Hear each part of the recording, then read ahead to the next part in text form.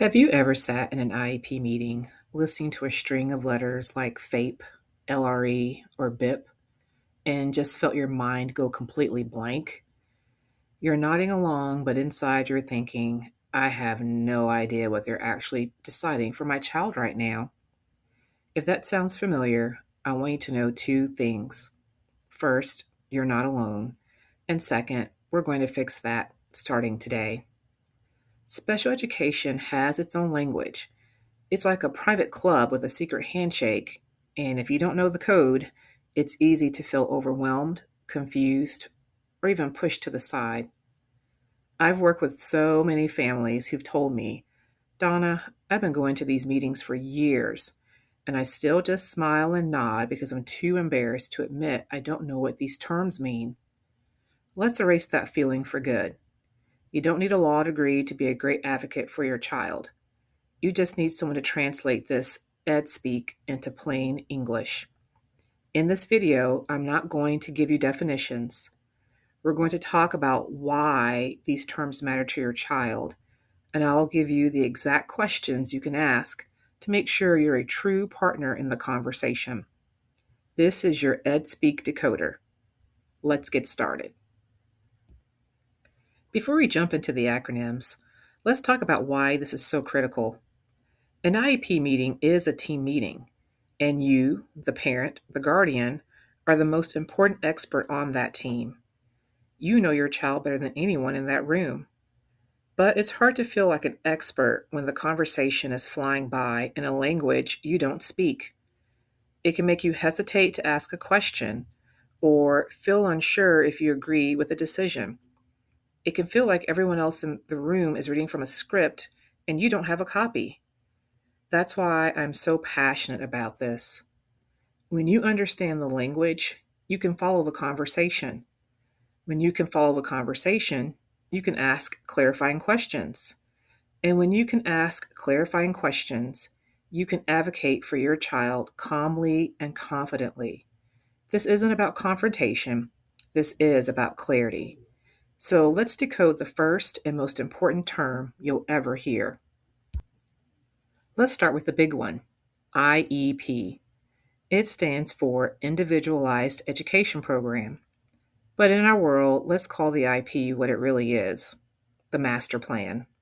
So often parents see the IEP as just a thick stack of papers they sign once a year. But it's so much more than that. Think of it as the blueprint for your child's success at school. Every single goal, service, accommodation, and support your child receives should be written down in this document. If it is not in the IEP, it's not guaranteed to happen. That's why it's the master plan. It's the roadmap that the entire team, teachers, therapists, and you, agrees to follow. So when a new idea or service is discussed in a meeting, here is your powerful, calm question. That sounds promising. Can you show me where we'll be documenting that in the IEP? This simple question ensures that a verbal promise becomes a written commitment. It turns a conversation into a concrete part of the plan. Next up, you might hear the meeting itself called an ARD or an ARC meeting. This is just insider speak for the IEP team meeting. Think of it as the team huddle. It's the formal gathering of the team to make those important decisions. And again, who is the MVP of that team? You got it, you are. You have the right to ask for clarification. You have the right to say, hold on, can you explain that in a different way for me? A great way to set a calm, clear tone for the meeting is to ask this at the beginning. To help me follow along, could we clarify who will be explaining each section of the IEP today? This sets the expectation that the meeting won't be rushed and that your understanding is a priority. Okay, this one's a mouthful. PLEP or PLAAFP. Basically, it stands for Present Levels of Performance. To simply put, it's the Where Are We Now snapshot. This is arguably the most important section of the IEP. It's a detailed picture of your child's current skills, their strengths, and their struggles.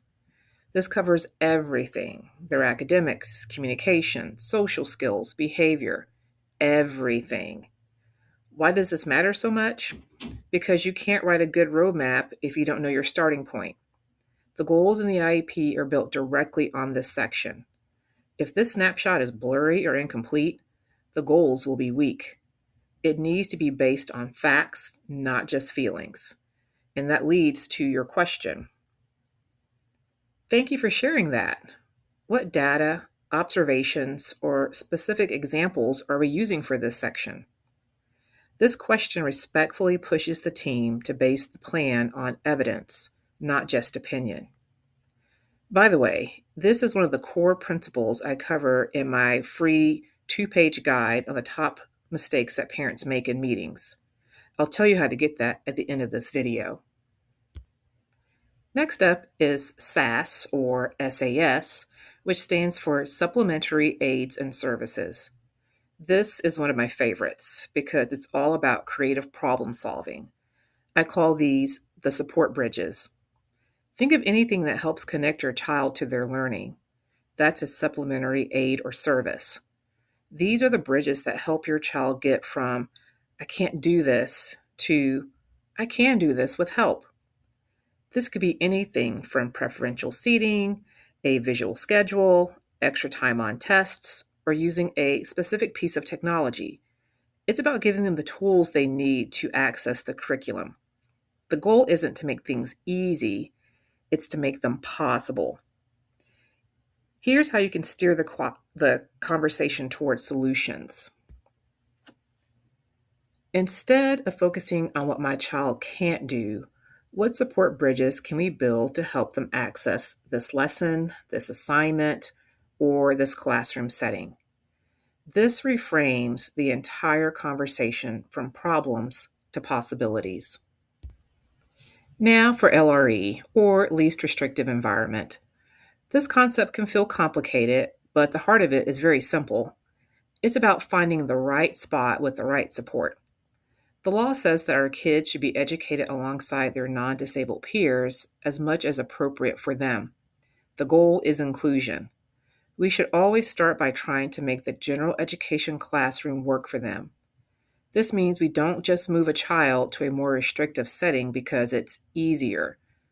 We first have to try adding supports, those bridges we just talked about, to help them succeed where they are. Your job as a parent is to make sure that the conversation happens. So you might ask the question, before we discuss changing my child's placement, what specific supports have we tried, or could try, to help them succeed in this setting? That ensures that the team has exhausted all support options first. Okay, last one, and it's another big one. FAPE, Free Appropriate Public Education. This is the school's promise. In simple terms, it's the fundamental right your child has to an education that is specifically designed to meet their unique needs at no cost to you. Appropriate is the key word here. It doesn't mean the best possible education money can buy, but it does mean an education that provides meaningful benefit to your child. And what's the tool that lays out exactly how the school will deliver that promise? Yep, you got it, the IEP.